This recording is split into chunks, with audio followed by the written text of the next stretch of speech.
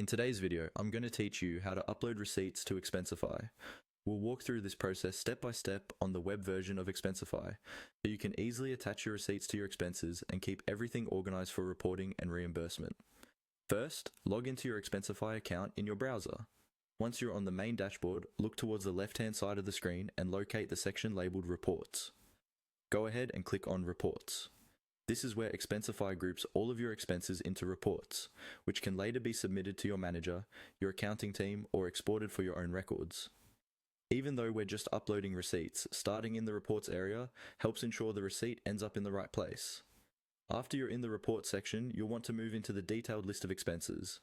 At the top or side of the page, look for a tab or filter labeled Expense or Expenses and click on it. This view shows you the individual line items that make up your reports. It's helpful to be in this section because we are essentially adding a new expense item with a receipt attached, or attaching a receipt that will be scanned into a new expense. Now in the expenses view, look for a plus sign icon. This is usually used to add something new. Click on the plus sign. By clicking this, you're telling Expensify that you want to create a new expense or upload a new receipt that it can scan. This plus button is your starting point whenever you need to bring new receipt data into the system. Once you've clicked the plus sign, a new window or panel will open where you'll see an option labeled Choose File, or something very similar.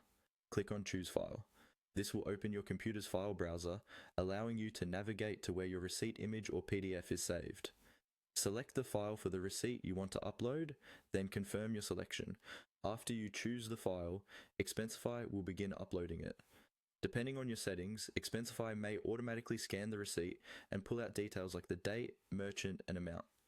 Give it a moment to process, then double check that the receipt is correctly attached and that the expense details look accurate before you move on or submit your report.